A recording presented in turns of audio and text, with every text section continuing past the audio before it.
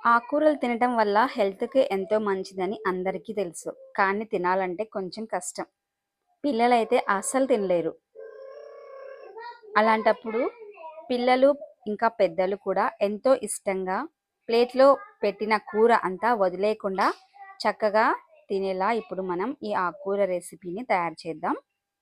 మన ఛానల్‌ని first time చూస్తున్నట్లయితే లైక్ చేయండి. అలాగే వీడియోని ఎండ్ వరకు చూడండి. ఇంకా జొన్న రొట్టెలు ఎంతో సింపుల్‌గా, ఈజీగా ఎలా చేయాలో మనం ఈ వీడియోలో చూసేద్దాం. ఫ్రెండ్స్, వీడియోని లైక్ చేయడం అస్సలు మర్చిపోకండి. ముందుగా కూర అంతటిని కూడా సాల్ట్ వాటర్లో ఒక 5 మినిట్స్ నానబెట్టిన తర్వాత శుభ్రంగా కడిగి చిన్నగా కట్ చేసుకొని పక్కన పెట్టుకున్నాను.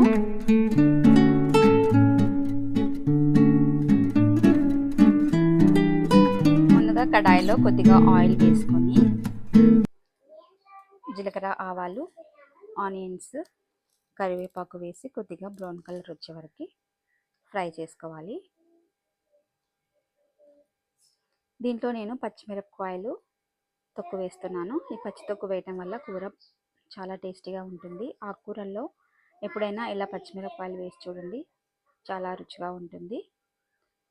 పచ్చిమిరపకాయలు డైరెక్ట్ మనం మిక్సీ పట్టేటప్పుడు పచ్చివి కొద్దిగా ఉప్పు వేసి పడితే బాగుంటుంది.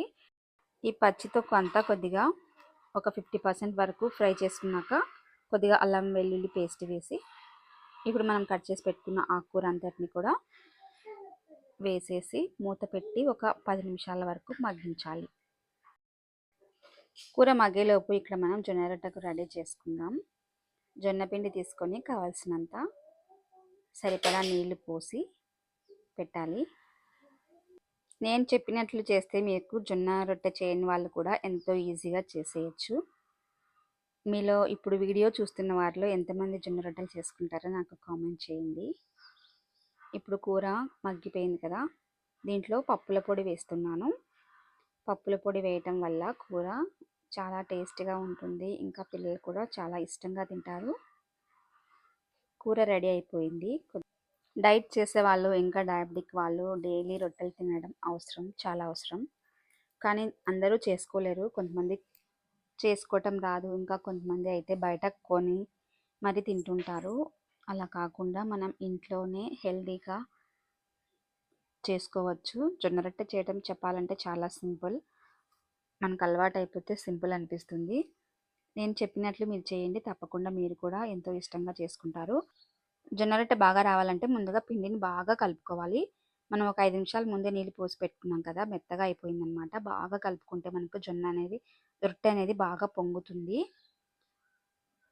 ఇప్పుడు ఇలా బాగా కలుపుకున్న పిండిని ఇంకొన్ని నీళ్లు కలిపి మరీ గట్టిగా కాకుండా మరీ లూజ్గా కాకుండా పిండి మీడియం సైజులో కలుపుకోవాలి. మనకు రొట్టె ఏ సైజులో కావాలో ఆ సైజులో పిండి తీసుకోవాలి. స్టార్టింగ్ చేసే వాళ్ళైతే కొంచెం చిన్నగా కావాలంటే కొంచెం పిండి తీసుకొని చిన్న రొట్టెలు చేసుకుంటే సరిపోతుంది. పైనుంచి కొద్దిగా పొడిపిండి చల్లుకొని చేతికి కూడా పొడిపిండి తడుపుకుంటూ రొట్టెని తట్టుకోవాలి. ఇప్పుడు పెనం పైన వేసి హై ఫ్లేమ్లో ఉంచితేనే మనకు రొట్టె అనేది బాగా కాలుతుంది స్టవ్ మీద కాబట్టి. పైనుంచి ఇలా వాటర్తో మొత్తం స్ప్రెడ్ చేయాలి. ఈ పిండి అంతా పొడి పిండితో మనం రొట్టె తట్టాం కాబట్టి వాటర్ అనేది కంపల్సరిగా ఈ రొట్టె పైన ఇట్లా రుద్దాలన్నమాట. చేయితో రుద్దలేని వాళ్ళు ఒక తడి క్లాత్ తీసుకొని చిన్న క్లాత్తో కూడా ఇలా రుద్దుకోవచ్చు.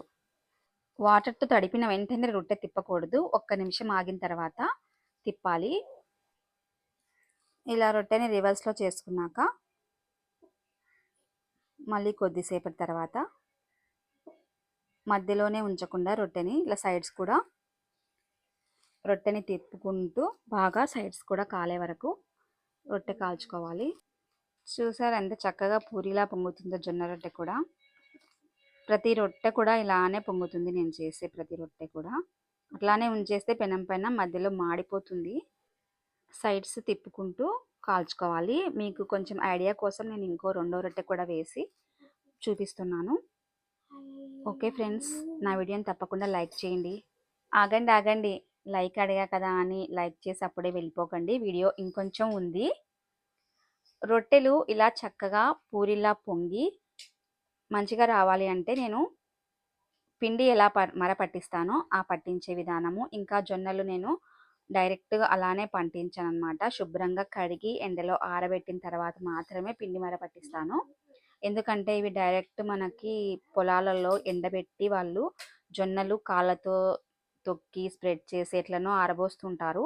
అవి డైరెక్ట్ ప్యాకెట్స్ మనం తెచ్చుకుంటాం కాబట్టి ఎప్పుడు నేను జొన్న పిండి పట్టించినా కూడా కంపల్సరీ జొన్నలు ముందుగానే అయిపోకముందే కడిగి శుభ్రంగా ఎండలో ఆరబెట్టి పెట్టుకుంటాను. ఇప్పుడు రొట్టెలన్నీ రెడీ అయిపోయిన తర్వాత రొట్టె మధ్యలో మనం చేసుకున్న ఈ ఆకుకూరని ఇలా పెట్టుకొని రోల్ చేసి ఇస్తే పెద్దవాళ్ళు అయితే వద్దు అని చెప్పలేరు. పిల్లలు కూడా చేత్తో పట్టుకొని ఇలా చక్కగా తినేస్తారు. ఇప్పుడు మనం వండిన కూర అంతా చక్కగా అయిపోతుంది. తిన్న వాళ్ళు కూడా ఆరోగ్యంగా ఉంటారు. వీడియోని లైక్ చేయడం అస్సలు మర్చిపోకండి.